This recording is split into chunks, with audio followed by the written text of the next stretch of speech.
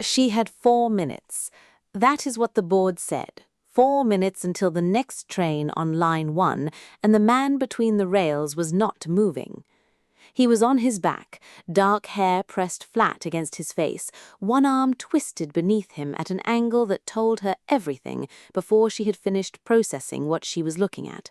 The coat was expensive, black wool, the kind that costs more than her monthly stipend, and it was soaked through and torn open at the shoulder where the blood had already spread wide and dark into the fabric. His chest was moving, barely, but moving. That was the only thing that mattered. The platform was full, 40, maybe 50 people standing at the yellow line, umbrellas everywhere, phones already out. Someone near the stairs was calling for staff. A woman 2 meters to Nyara's left had both hands pressed over her mouth. Nobody moved toward the edge. They watched the way people watch something they have already decided belongs to someone else. Nyara Scott had been awake for 21 hours. She was still in her scrubs under the soaked charcoal hoodie. Her white sneakers were already ruined from the walk through the rain. She had exactly one thought when she saw him, and it was not a thought at all. It was her feet moving before the rest of her had caught up. She dropped off the platform edge onto the tracks. 8 seconds to reach him. She checked his pulse first, 2 fingers at the side of his throat, faint, but there. She got her arms under his shoulders and pulled. The gravel was wet and kept shifting under her sneakers, and she pulled anyway. She could hear it then, low and building, the sound of the train somewhere deep in the tunnel to her right. She did not look toward it. Looking would cost her half a second, and she did not have half a second left to spend. A man on the platform reached down, then another, 3 sets of hands in one hard pull, and they lifted him clear of the rails. Nyara came up after him and dropped straight to her knees on the concrete and kept working. The train came through 40 seconds later. She stabilized him on the platform floor. She rode with him in the ambulance, answered every question, signed every form. Then she walked home in the rain with gravel still pressed into the soles of her sneakers, and she went to sleep. She did not ask his name. She did not need to. He was breathing when she left. That was the entire point. She had no idea it was only the beginning. Somewhere across the city, in a room that did not appear on any public record, a man was already on the phone being told that the plan had failed, that Jae-Hyun Mi was alive, and that a woman had saved him. If this is your first time here, subscribe now and drop a comment telling us where in the world you are watching from. Let us get into it. Her name was Nyara Scott, and she had been training for emergency since before anyone called them that. She grew up in Johannesburg, not the version that appears in travel guides, the real one, loud and layered and alive in ways that demand your full attention from the moment you step outside. She did her medical training at a public hospital in the south of the city, where the wards were always full, the equipment was never quite enough, and you learned very quickly that hesitation was a luxury the patients could not afford. She had held a torch over a surgical field when the power went out mid-procedure. She had made decisions at 2 in the morning with no senior doctor in the building and no time to second-guess herself. By the time she was 23, she had developed a particular kind of calm that had nothing to do with confidence and everything to do with repetition. You cannot train that into a person. The conditions either build it or they do not. The scholarship came through on a Tuesday, one of 3 awarded across the entire continent. She did not celebrate loudly. She sat with it for a long time, and then she packed. Seoul was a different kind of hardship. The hospital was immaculate, the equipment worked, the systems made sense. None of that was the problem. The problem was smaller and constant, the way certain colleagues looked at her when she walked into a room, the half-second pause before they answered her questions, the way some of them spoke slowly as though the language gap was her intelligence gap. She learned Korean faster than anyone expected because she had spent her whole life learning to read rooms, and reading a room in a language you are still building is just a harder version of something she had always done. Her apartment was small, her shifts were long. She ate most of her meals standing in the hospital cafeteria with 15 minutes on the clock and her mind still running through the last case. She called her mother on Sundays when she had the energy and kept the calls shorter than she wanted to because explaining how tired she was felt like complaining, and she had not come this far to complain. What she was trying to prove was not complicated.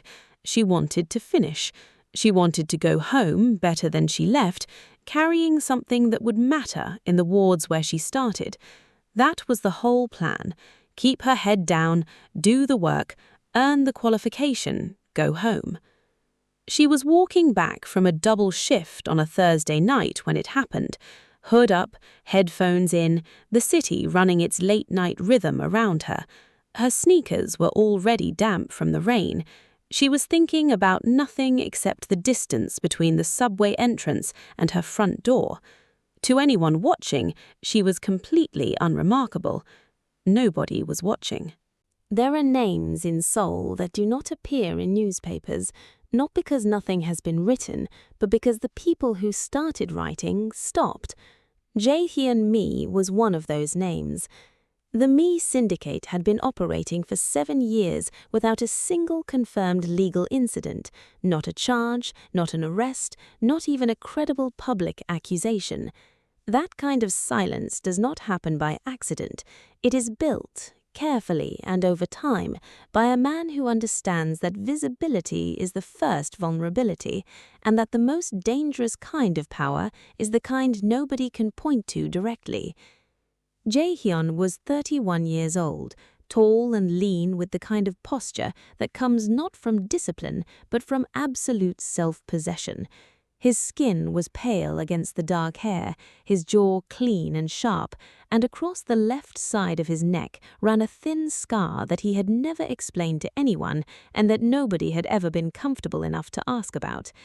His eyes were the thing people remembered, cold and deep-set and completely without warmth, not cruel exactly, but empty of the small performances most people use to make each other comfortable. He did not perform, he observed. He had a habit of reading a room completely before his body had fully entered it, a stillness in the doorway that lasted less than a second, but that people felt long after he had gone. He had not been born into anything. He had built the syndicate from nothing, from a city that had no interest in giving a young man without connections a single foothold. What he had instead was patience and a precise understanding of how power actually moves, not loudly, not quickly, but through accumulated leverage and the slow, careful removal of anything that could be used against him. It had cost him things he did not name and did not revisit. He trusted 2 people without reservation. The first was Kwon Tae-sik, late 30s, broad and immovable, a buzz cut above an expressionless face that gave nothing away in any situation. Tae-sik had been beside Jae-Hyun for 9 years. He did not need to be told what was required. He simply appeared where he was needed, handled what needed handling, and disappeared again. In 9 years, he had never been late, never asked an unnecessary question, and never given Jae-Hyun a reason to look over his shoulder. The second was Seoul Day-1. 5 years in position, senior lieutenant, the kind of man who ran everything beneath him so smoothly that Jae-Hyun rarely needed to look at it. Calm, methodical, present at every meeting without ever drawing attention to himself. Trusted completely, given access that almost nobody else had. Jae-Hyun had built everything on the assumption that the people closest to him had been chosen well. He had been right about one of them. Say Day-1 did not make decisions quickly. That was the thing about him that most people mistook for caution. It was not a caution, it was precision. He simply refused to move until the outcome was already determined, and he was willing to wait as long as that required. He had started planning 2 years before the platform, not with a single moment of decision, no conversation that crossed a line, no night where he chose betrayal over loyalty. It was slower than that, and quieter. It began as observation. He watched how the syndicate moved, where the weight sat, which relationships held and which ones were maintained out of habit rather than genuine trust. He watched Jae-Hyun the way you study a structure you are eventually going to have to take apart, looking not at what was visible but at what was load-bearing. Over 2 years he built a network inside the network, quietly, without urgency, without ever doing anything that could be named as a problem. He identified the men who were loyal to position rather than to person. He cultivated them without fully understanding they were being cultivated. He mapped every gap in Jae-Hyun's awareness, every assumption Jae-Hyun made about who could be trusted, and he was patient about it all, because patience was the only tool that could not be detected. The method he chose was poison, not because it was elegant, though it was, but because it was traceable to nothing. A crowded subway platform on a Thursday night was not a crime scene, it was an accident. A man who collapsed between the rails during the evening rush, overcome perhaps by something he ate, a sudden episode, the kind of thing that happens sometimes in a city of 10 million. No confrontation, no witnesses to anything that mattered, no body to account for because the train would handle that. He had arranged everything, the contact who administered the compound in Jae-Hyun's drink 2 hours before, the platform, the timing, the specific window between trains that was long enough to matter and short enough to guarantee what came next. He had watched from the far end of the platform, unremarkable among the commuters, and he had seen Jae-Hyun go down between the rails exactly as planned. Then he left. He did not wait. There was nothing left to wait for. He was in his car when his phone rang. He answered it, expecting confirmation. What he got instead was a problem. A woman had jumped down onto the tracks, not staff, not a transit official, a woman in scrubs and a grey hoodie who had dropped off the platform edge before anyone around her had finished deciding whether to move. She had pulled Jae-Hyun clear, she had kept him breathing, she had stayed with him all the way to the hospital. 2 years of patience, a network built inside a network, a plan with no loose ends, and one South African intern in dirty white sneakers had walked through the middle of it all without knowing it existed. The first thing Jae-Hyun saw when he opened his eyes was a ceiling that was not his own. White acoustic tile, fluorescent light humming somewhere above and to the left, the particular smell of a hospital that no amount of cleaning product fully eliminates.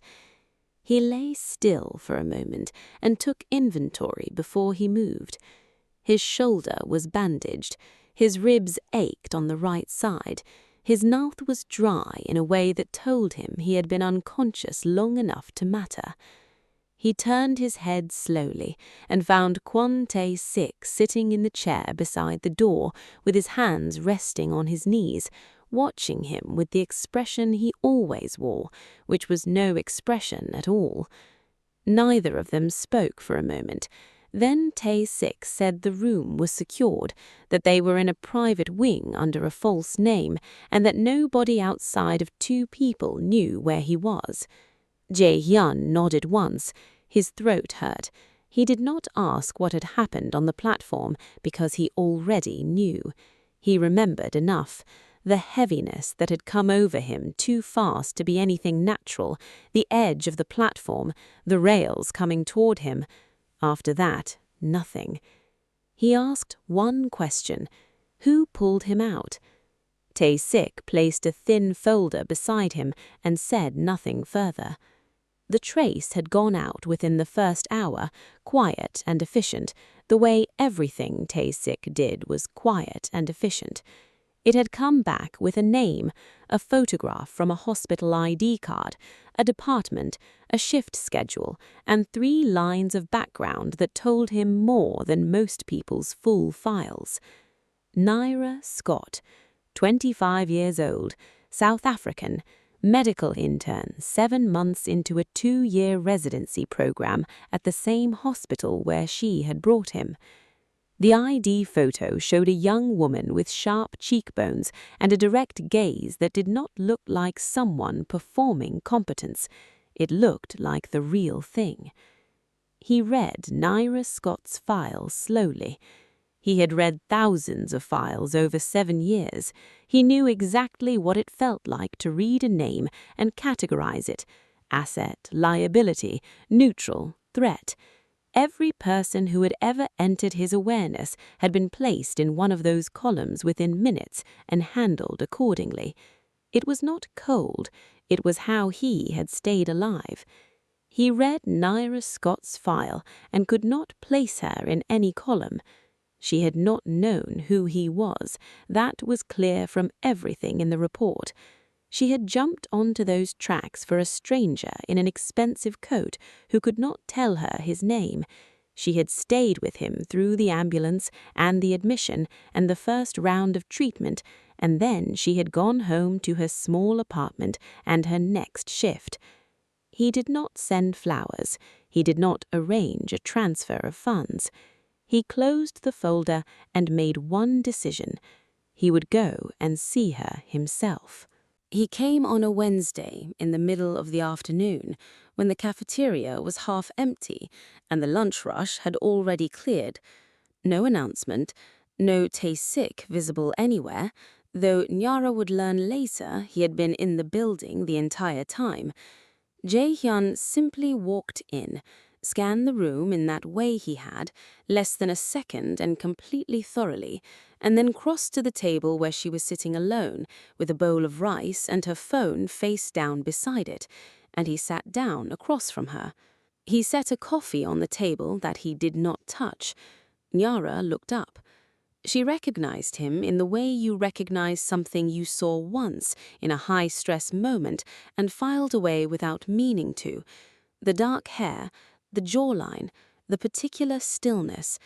He looked less broken than the last time she had seen him, which was face up on a platform floor while she counted his breaths. He was wearing a black coat that probably cost more than her scholarship stipend. His eyes were the same as she remembered, cold and completely attentive and giving nothing away. She looked at him for a moment, then she picked up her spoon. She told him she had 25 minutes left on her break, that she had not eaten since 6 that morning, and that she had a trauma case in 40 minutes that she needed her brain present for. She said he could talk or he could leave, but she was going to finish her food either way. He stayed. What followed was not the conversation either of them might have expected. He asked how long she had been in Seoul. She told him 7 months. He asked if the program was what she had expected. She said parts of it were. She asked if he was supposed to be discharged already because his color was still off and he was holding his left side slightly when he breathed. He said he was fine. She said that was not what she asked. He almost smiled. She did not notice because she was already eating again. They sat for 20 minutes. The conversation moved in short, direct exchanges with no performance on either side and no attempt to be anything other than exactly what they were. 2 people in a hospital cafeteria on a Wednesday afternoon, one of them eating rice, one of them not touching his coffee. It was the most ordinary interaction Jae-Hyun Mi had experienced in 7 years. That was the thing he could not stop thinking about on the way back to the car. Not her courage on the platform, not the file, not the debt that had no clean shape, just the plain fact of a conversation that had asked nothing from him and expected nothing and had somehow been the most honest 20 minutes he could remember. He left without saying his name. She did not ask for it. It started small, that was the thing about it, small enough that most people would have dismissed each piece individually and never seen the shape of it until it was too late. Nyara was not like most people. The first morning, she noticed him standing near the side entrance of the hospital, the one the staff used, not the main doors. He was dressed ordinarily enough, nobody who would register to a casual eye, but he was there when she arrived at 6:50, and still there when she came out briefly at 8:15, and she had spent enough years in environments where attention to detail was the difference between a good outcome and a bad one, to know that people standing near staff entrances for that long were either waiting for someone specific or watching for something. She noted the time, his approximate age, his jacket color, the direction he was facing. The second morning he was back, different position, same general area. She noted it again. The phone call came on the third day, a number she did not recognize, a single ring, then nothing. She called it back immediately, disconnected. She wrote down the number and the time. She did not panic. Panic was a response she had trained out of herself over years of emergencies that required her to stay functional while everything around her was not. What she felt instead was a quiet, precise alertness, the same thing she felt when a patient's numbers shifted in a direction that did not yet have a name, but that her instincts had already flagged. Something was changing in the environment around her. She did not know what it was yet. She was going to find out. She documented everything the way she documented symptoms: date, time, specific detail, pattern. She kept the notes in a separate folder on her phone, locked, factual, without interpretation. She was building a picture, and she wanted the picture to be accurate before she decided what it meant. She did not tell Jae-Hyun, partly because she still did not fully know what he was, the man from the cafeteria, the file that Tae-Sik had quietly let her know existed, the expensive coat and the scar and the eyes that read everything without giving anything back. She had her instincts about what all of it added up to, and her instincts were rarely wrong. But instinct was not knowledge, and she needed knowledge before she made a move. And partly because she had spent her whole life handling things herself first. Asking for help was not in her natural sequence. Observation came first, documentation came second, then action.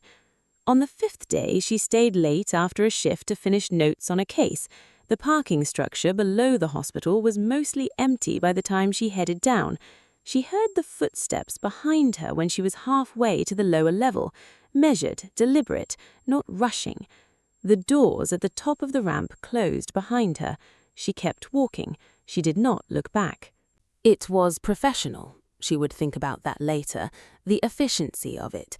No raised voices, no visible weapons in the first moment, no unnecessary force. 2 men, positioned one ahead and one behind, before she had fully registered that the spacing was deliberate.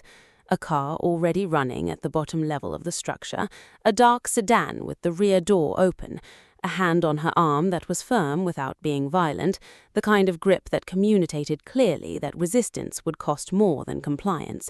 The whole thing took less than 30 seconds. She got in the car. The drive was 40 minutes. She counted them and watched what she could through the window without making it obvious she was watching. Landmarks, direction changes, the quality of the streets as they shifted from the hospital district outward. They took her phone before she could do anything with it. She did not fight that either. Fighting would have been expensive and premature. The room they brought her to was clean and cold and had no windows. A table, 3 chairs, a single overhead light. The walls were bare. It was the kind of room that had been used for this purpose before. The man who came in was not who she expected, though she had not known what to expect. He was medium height, middle age, a face that would be difficult to describe accurately an hour later. He sat down across from her without introducing himself and placed his hands flat on the table and looked at her for a moment before he spoke. He wanted to know about the man she had pulled from the tracks, his condition during recovery, what he had said, whether he had named anyone, whether he had given anything away in the hours before he was moved to a secure location. Nyara looked at him and gave him the only thing she had. She told him the complete truth. She said she was a medical intern, 7 months into a residency program. She said she had seen a man between the rails with a train 4 minutes out, and she had done what her training required her to do. She said she had stabilized him on the platform, accompanied him to the hospital, given her report to the attending physician, and gone home. She said she did not know his name, had not been told his name, and had not asked for it. She said this the same way she talked to a panicking patient in a trauma bay, level and factual, and without any performance underneath it, because there was no performance to give. It was simply what had happened. The man across the table watched her the way people watch for cracks. There were no cracks, not because she was hiding them, because they were not there. While she talked, she was reading the room, the door hinges, the gap at the bottom, the chair closest to the wall and the angle of the light, and the way the second man stood just slightly too far from the exit to block it completely. She kept her face neutral, and she kept talking, and she kept reading. The proxy left the room twice during the interrogation. The first time for 11 minutes, the second time for 6. She counted both. The second man stayed. He stood near the far wall with his hands at his sides and his eyes on her, and she gave him nothing to work with, because there was nothing to work with.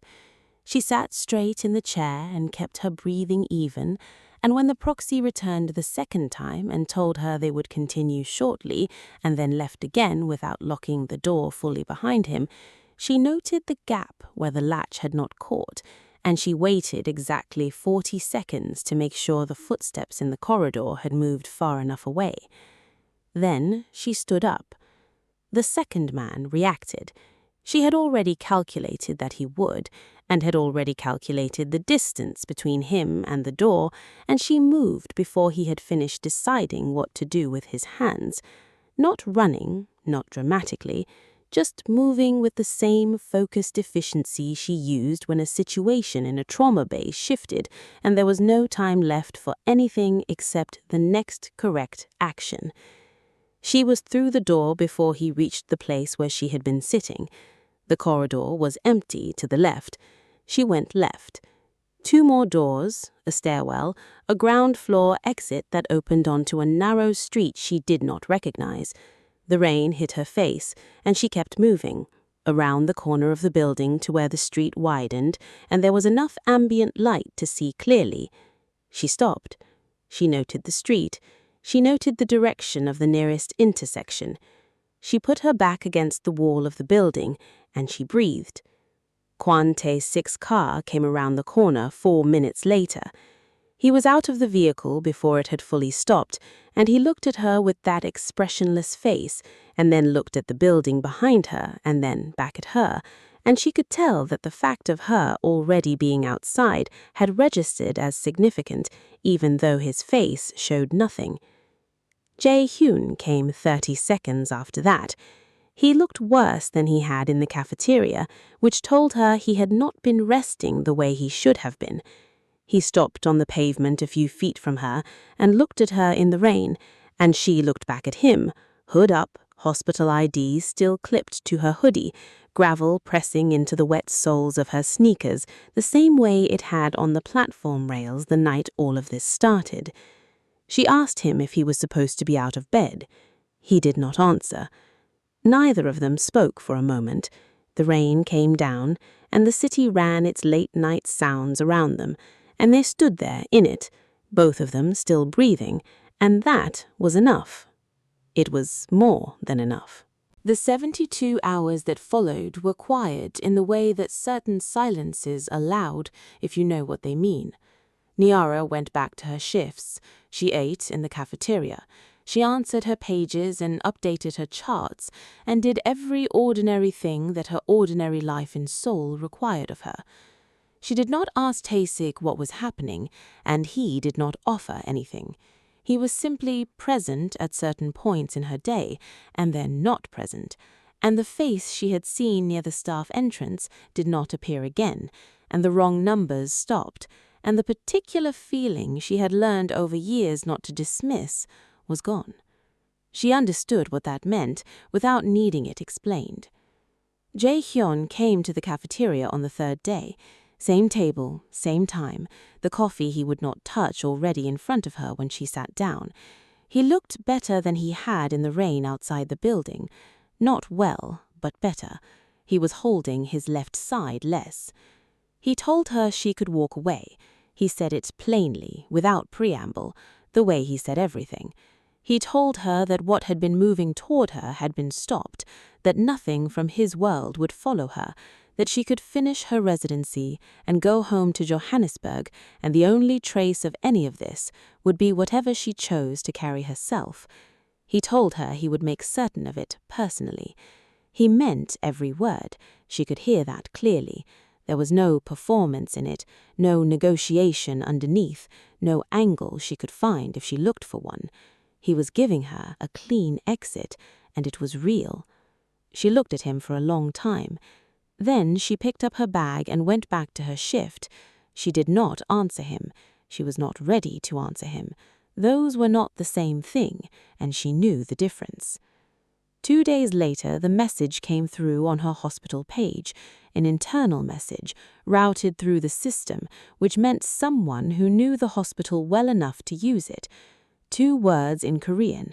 She stared at them for a moment, passed what she could from 7 months of slow language acquisition, and got close but not certain. She stopped a colleague in the corridor, a second-year resident she trusted, and showed her the screen and asked what it said.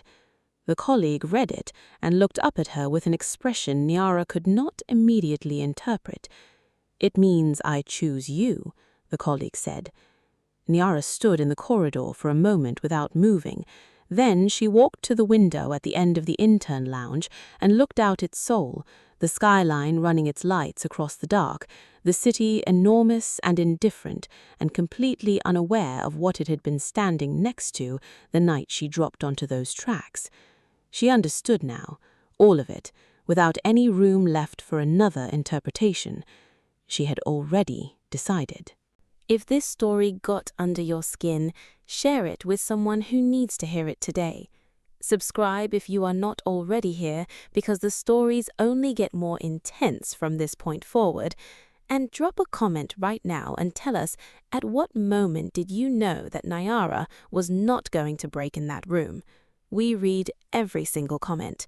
We will see you in the next one.